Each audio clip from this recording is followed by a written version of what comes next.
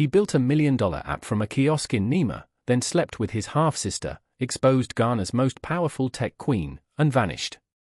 But the truth? It's even crazier than the headlines. This is the story of Kwame Tetteh, from street boy to tech millionaire, and the scandal that changed everything. Kwame Tetteh entered the world on a stormy Thursday night in Nima, one of Accra's most densely packed neighborhoods, a place buzzing with the aroma of fried keluele, the sound of gospel choruses from wooden kiosks, and the hum of struggle hanging in the air like thick smoke. His father, Tetteh, was a wiry man in his mid-50s with cracked palms and tired eyes, a man whose dreams had long since dried up under the scorching sun of survival. Sold boiled eggs and sachet water from a wooden tray he balanced on his head.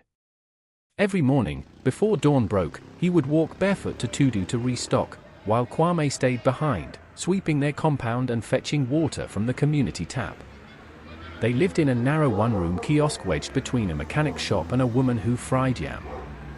When it rained, the tin roof roared like thunder and leaked onto the sleeping mat Kwame shared with his father. But within that small, broken space lived a boy with the brain of a wizard and the fire of a hustler. Kwame was just 17, dark-skinned with deep-set eyes and a quick mouth. In school, his teachers called him a distraction, too opinionated, too restless. But in secret, he fixed second-hand phones with surgical precision, repaired laptops with missing keys, and taught himself to code at a dingy internet cafe where the owner gave him leftover minutes at night. By candlelight, he'd sketch out diagrams of his dream app, the mobile platform that allowed users to save, send, and invest money, especially targeting the unbanked. He called it Secure, meaning a money secure, in Chi. He didn't have fancy UI, just basic wireframes and a raw backend that somehow worked. He'd walk from shop to shop in Makola, asking store owners to test it, recording feedback in a worn-out jotter. Then came the turning point. One evening, as Kwame sat in the cafe debugging a bug that kept crashing the app, a customer behind him leaned over curiously. She was a part-time tech blogger visiting Ghana from the UK. Her name? Nana Afia. She watched him for 5 minutes before saying, "EI, small boy like you day code like this." Kwame, half shy and half proud, gave her a demo. She was stunned. That same night, she tweeted a clip of the app in action with the caption, "This boy from Nima built a better fintech tool than some funded startups I've reviewed. Ghana's M-Pesa killer?" Ice. The tweet went viral. By morning, Kwame's phone wouldn't stop buzzing. People wanted interviews, app demos, partnership talks. Local news stations called him the ghetto genius. Students from Legon asked for internships under him. Kwame couldn't believe it. Just 2 days ago, he was begging the cafe owner for Wi-Fi. Now he was trending across West Africa. But not everyone celebrated him. In a glossy glass office in East Legon, Maame Serwaa, CEO of Serwaa Tech, was fuming. Tall, glamorous, and ruthless, Maame had built her empire from scratch. Or so people thought. Unknown to the public, her own team had been working for nearly a year on a similar app concept. When she saw Kwame's prototype, alarm bells rang. How did a boy with no funding, no training, no backing build this? She asked her CTO. Her lawyers moved quickly. Within a week, Kwame received a cease and desist letter claiming he had stolen proprietary ideas from Serwaa Tech. They threatened to sue him for intellectual theft and demanded he take the app offline immediately. Kwame, panicked and confused, showed the letter to his father. Tetteh stared at it like it was written in Latin. "What be this?" he asked, brow furrowed. "They want to take your sweat?" Kwame felt the walls closing in. He was just a boy from the ghetto. No legal team. No connections. No money. But deep inside, he swore on his mother's grave, he would fight back. The streets had crowned him a hero. Now the rich wanted to crush him. And this was just the beginning. The legal notice from Serwaa Tech spread across social media like wild Harmattan fire. Serwaa Tech accuses Nima boy of intellectual theft, one headline read. Ghetto genius or scammer, asked another. Overnight, Kwame went from a hero to a national debate. In the small, crowded kiosk, Kwame sat on the edge of the mat, eyes bloodshot, clutching the letter like it might explode. His father, paced the room, muttering prayers in Chi, calling on his ancestors to curse those trying to steal his son's destiny. But outside their kiosk, a different kind of energy brewed. Ghanaians on Twitter rallied around the boy.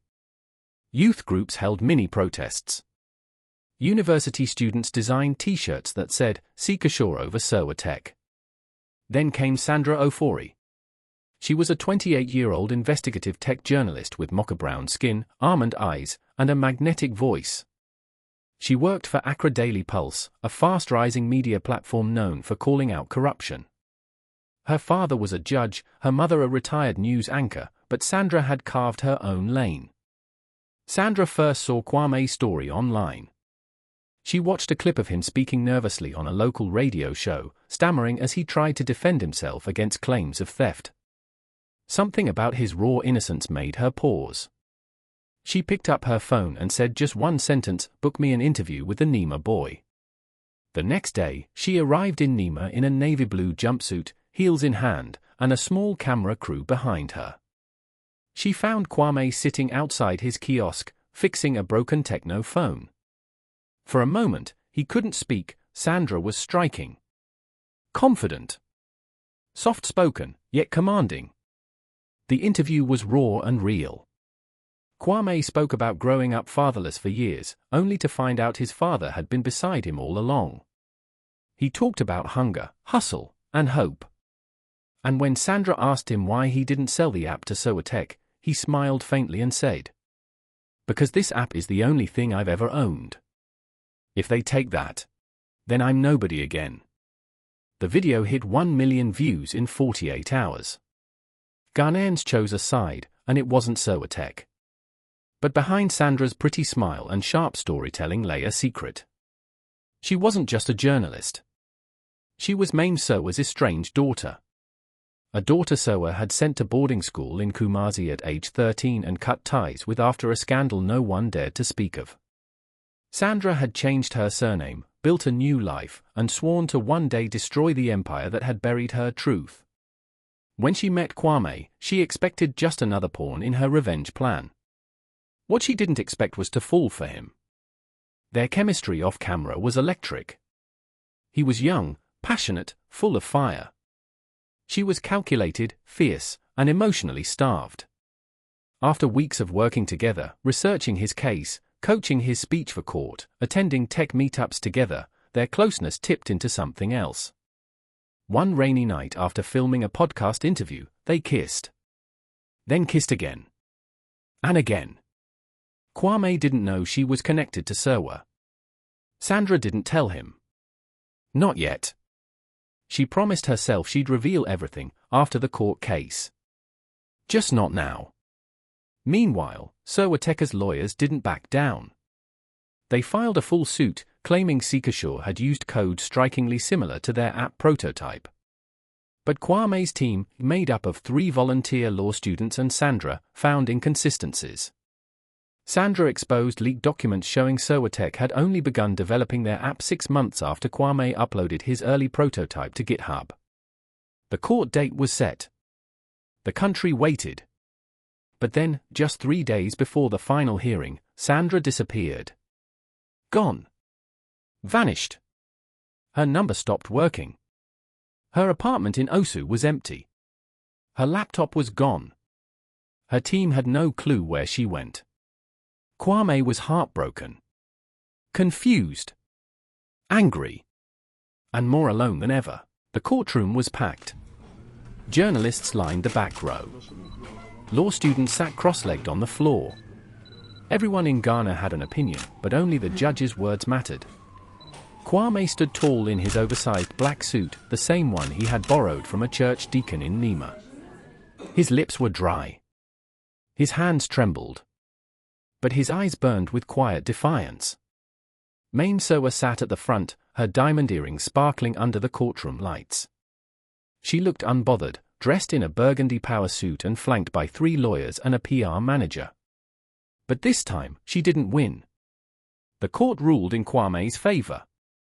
A clip of the verdict went viral again, the moment the judge declared Seekashore to be an original creation and awarded Kwame 850,000 Ghanaian cedis in damages plus ownership rights. That moment changed everything.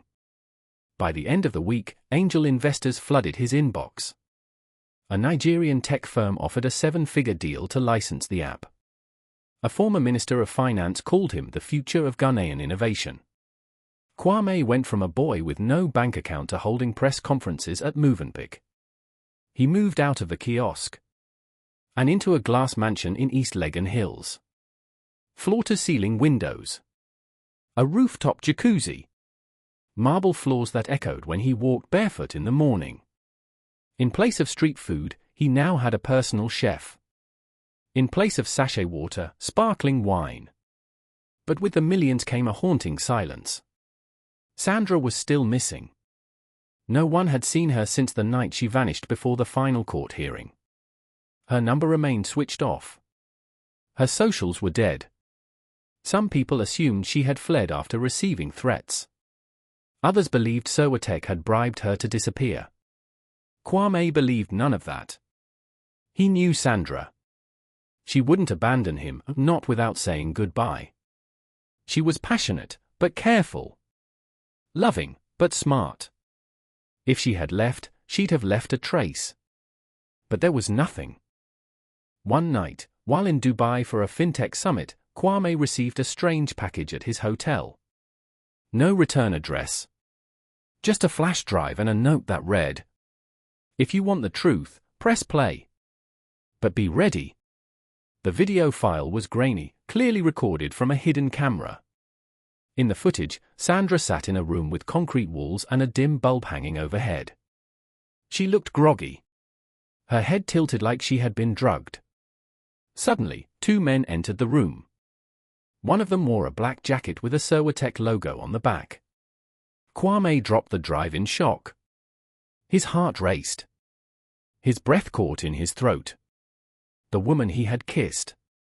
The woman he had dreamed about. The woman who had fought for him was kidnapped. And Serwaa was behind it? The realization hit him like a truck. This wasn't just business. This wasn't just competition. This was war. Kwame returned to Ghana the next day without alerting anyone. He moved out of his East Legon mansion and rented a private, untraceable apartment in Ajirigano. He cut off most of his team. Even his father didn't know where he was. In secret, he began a plan. A long, dangerous plan. He set up shell companies using false names and began buying Serwaa shares on the Ghana Stock Exchange, a few at a time. Quietly. Legally. Carefully. The aim? Gain enough stake to challenge Serwaa from within. But that was just the beginning. The real twist came a month later when Kwame hacked into an old Serwaa employee's email account. He was looking for documents on Sandra's disappearance. What he found was something far worse. A set of scanned birth records dated 1996. One of them belonged to him, Kwame Tetteh. The second? Sandra Ofori. The father's name on both forms was the same. And the mother? Maame Serwaa. Kwame dropped to his knees, gripping the sides of his head. The truth hit him harder than any lawsuit ever could. Sandra wasn't just a journalist. She wasn't just his secret lover. She was his half-sister. And Maame Serwaa had kept them apart until fate threw them together in the worst possible way. The air inside the hidden apartment in Ajirigano was heavy. Kwame hadn't spoken a word in hours. The birth certificates lay scattered across the floor. 2 names. 1 father. 1 mother. The woman he had kissed, held, whispered to in the dark, Sandra, was his half-sister. He wanted to scream, but no sound came. Just guilt. Waves of guilt. Disgust. Betrayal.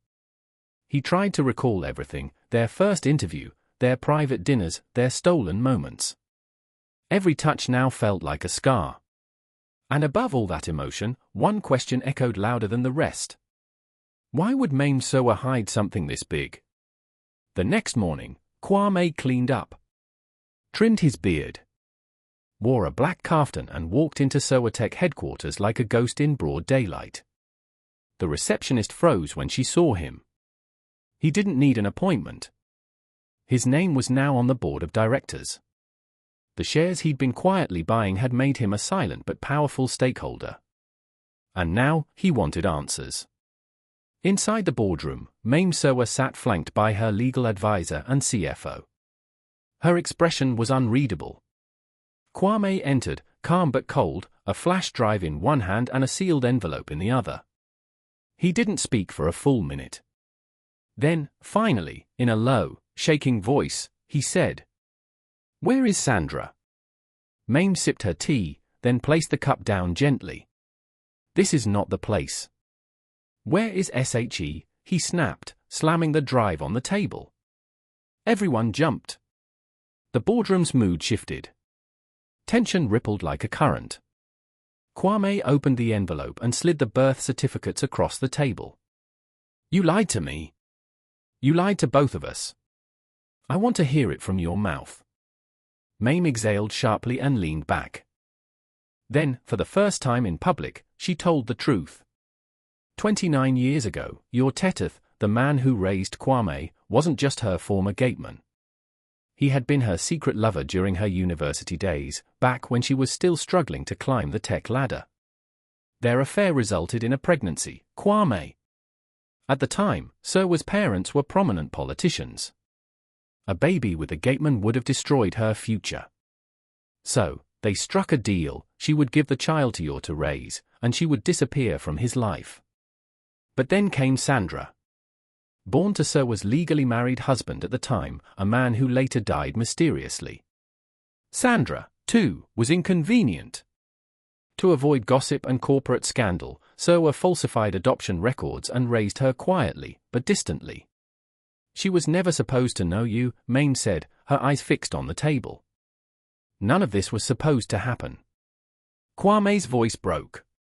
"We slept together." Maame blinked. That was the moment it all shattered. She didn't gasp.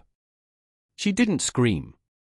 Instead, she turned pale, then smiled, not a smile of joy, but a cold, cruel one.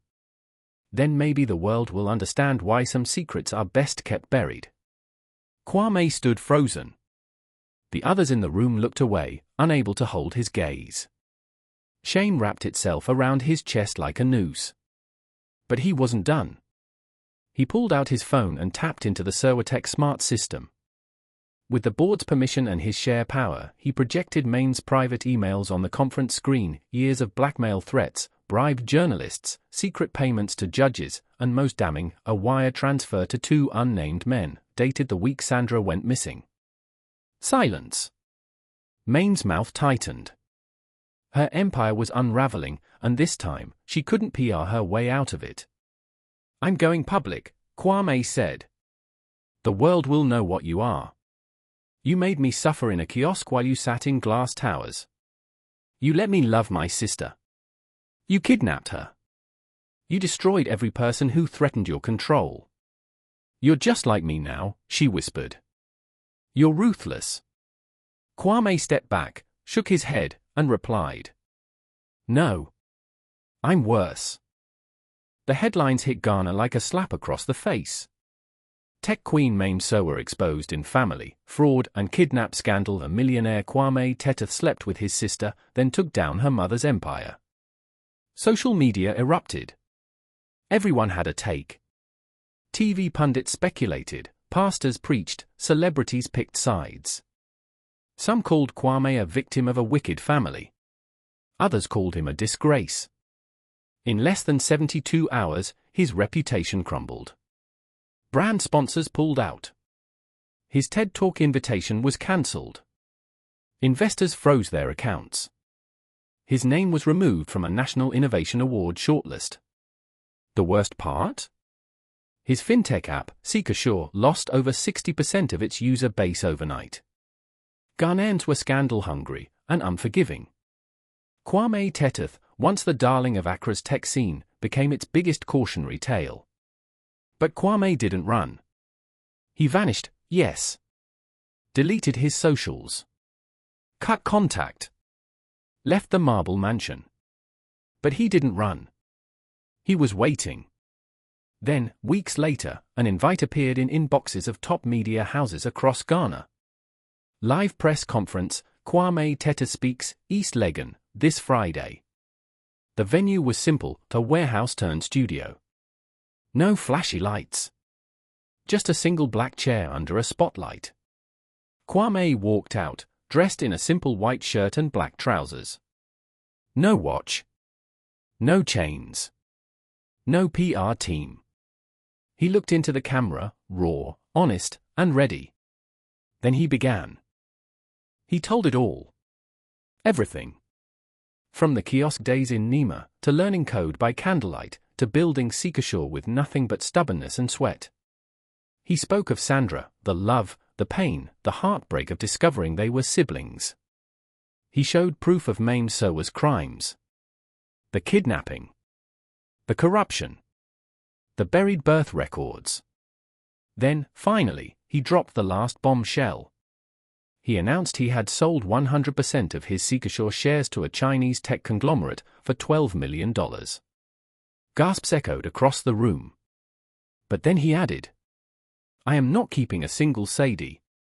Every Paysewa would be donated to 32 orphanages across Ghana, including those in Nima, Cape Coast, Tamale, and Kumasi. A foundation would be set up in Sandra's name to sponsor young girls in tech. The goal? To build 100 female coders by 2030. I don't want to be rich again, he said. I just want to be free. And with that, he walked off stage. No media questions. No goodbye. Just silence. In the months that followed, Maame Serwaa was forced to step down as CEO of Serwaa Tech.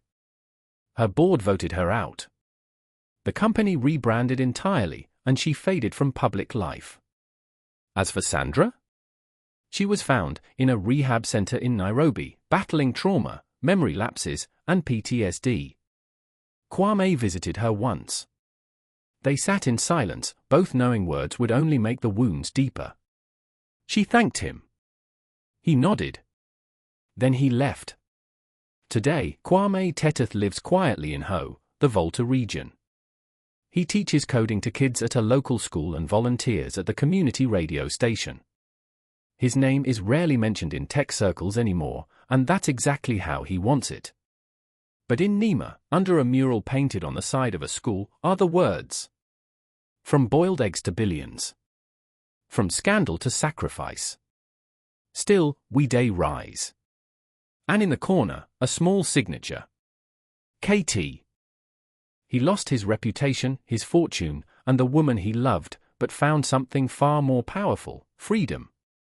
Kwame Tetteh may have walked away from millions, but he walked into history. What would you do if the truth destroyed everything you built? Like. Comment. Share. And remember, not every rise ends with a crown. Subscribe for more jaw-dropping stories from Ghana and beyond.